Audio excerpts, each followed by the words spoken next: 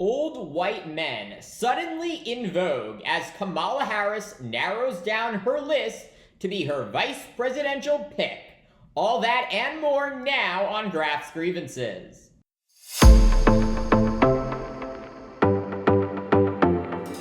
With Vice President Kamala Harris all but officially securing the Democratic presidential nomination, the race is on to be her vice presidential pick. And in less than 2 weeks, Harris promising to announce her running mate before an August 7th virtual roll call vote amongst Democratic delegates, officially cementing her and her VP pick as the Democratic Party's nominees. So who should Harris pick and who will she pick? The answers to those questions being shaped by former Attorney General Eric Holder. Harris tasking the former Obama cabinet secretary with vetting her potential VP candidates in an extremely accelerated process. Holder and his team now poring over thousands of financial documents, voting records, public statements, and social media posts of potential VP picks. The goal, of course, to ensure that whoever Harris picks, there is nothing surprising in their background that could be a detriment to the ticket. According to reports, Harris is considering roughly a dozen potential vice presidential candidates, with the leading candidates all being white men. Yes, Mitt Romney famously had binders full of women for potential positions in a fanciful Romney administration. And now it appears Harris has a binder full of older white men to be her VP. The thinking? Harris, who would be the nation's first black female and Indian American president, should pick someone who will help her win by bringing gender and racial balance to the Democratic ticket.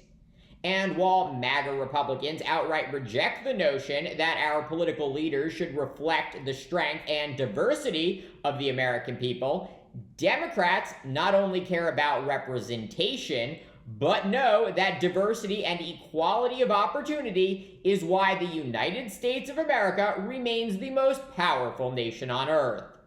According to reports, Harris's top contenders, in no particular order, are Arizona Senator Mark Kelly, Kentucky Governor Andy Beshear, North Carolina Governor Roy Cooper, and Pennsylvania Governor Josh Shapiro. The only senator on that list, Mark Kelly, is 60 years old and has a very unique background. Kelly is a former NASA astronaut who served as a U.S. Navy combat pilot before running for the U.S. Senate after his wife, former Congresswoman Gabby Giffords, was shot in the head while holding a campaign event in 2011. The assassination attempt forcing Giffords to resign after she suffered a severe brain injury, but inspiring her husband to run for public office. Kelly first getting elected to the U.S. Senate in 2020 to complete the term of the late Republican senator and 2008 Republican presidential nominee, John McCain. Kelly becoming the first Democrat to get elected to this U.S. Senate seat from Arizona since 1962. And in addition to continuing to get reelected in historically red Arizona, Kelly has aggressively pushed his party to be more aggressive on border security. In picking Kelly, Harris gets a pro-border security Democrat who can powerfully rebuff the lie that Harris is for open borders. In addition, Kelly is a forceful advocate for gun safety laws while simultaneously talking about being a proud gun owner and supporter of the Second Amendment. So Kelly checks all the boxes and would certainly be my first pick. He will help secure Arizona for Democrats and help counter one of Trump's few salient attacks on Democrats that they don't care about border security. In addition to Kelly, Harris might choose one of 3 governors, 2 of whom hail from a swing state, and one of whom, Kentucky Governor Andy Beshear, hails from a deep red state. Beshear, at just 46 years old, is not only the most popular governor in America, but has repeatedly won re-election in a state Trump carried by 26 percentage points just 4 years ago. Beshear's success in Kentucky coming despite his progressive politics.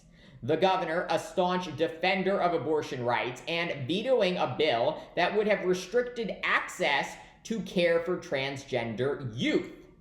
And while Trump's VP, J.D. Vance, likes to claim he is from Appalachia, despite the fact he is not, Governor Beshear actually represents a core region of that geographic area. So while no one expects Democrats to win Kentucky, Beshear, who has emphasized the common good and working with Republican legislators, could prove to be very effective in a debate against Vance and winning over moderate voters. The two other governors Harris is reportedly considering, Cooper and Shapiro, hail from states that will all but certainly help determine who wins the presidency this fall. At 67 years old, Cooper of North Carolina notably won both of his gubernatorial races in 2016 and 2020 at the same time that Trump carried the state. In addition, Cooper has worked with his state's Republican legislature to expand Medicaid and has prioritized increasing teacher pay and expanding broadband access. Cooper could be the key to helping Harris win the presidency by delivering the Tar Heel state for Democrats for the first time since 2008. But if Harris is looking to more closely replicate Biden's electoral map, she might choose Pennsylvania Governor Josh Shapiro. At 51 years old, Shapiro is widely popular in the Commonwealth and seen as a pragmatist, which of course can cut both ways. While Shapiro, who would be the first Jewish vice president, significantly outperformed Biden and Clinton in PA, he has angered many on the left by supporting school vouchers that siphon money away from public schools, and because he compared pro-Palestinian protesters on college campuses to the KKK. Yikes. So while Shapiro might be able to deliver Pennsylvania's massive 19 electoral votes, he could very likely depress turnout across the nation with more progressive and younger voters. Outside of these four men, four other individuals are also reportedly being considered by Harris. Minnesota Governor Tim Walz, Illinois Governor J.D. Pritzker, Michigan Governor Gretchen Whitmer, and Transportation Secretary Pete Buttigieg.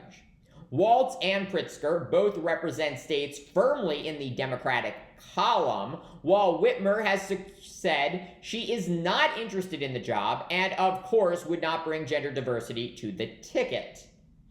Finally, Transportation Secretary Pete Buttigieg, who I sincerely hope to see become president one day, has unfortunately never held statewide office and likely cannot help deliver key electoral votes for Harris. Regardless of whom Vice President Harris selects, you can count on full analysis here. Thank you for watching Graph's Grievances. Let me know what you think. Please like, subscribe, share, and join me in the next one.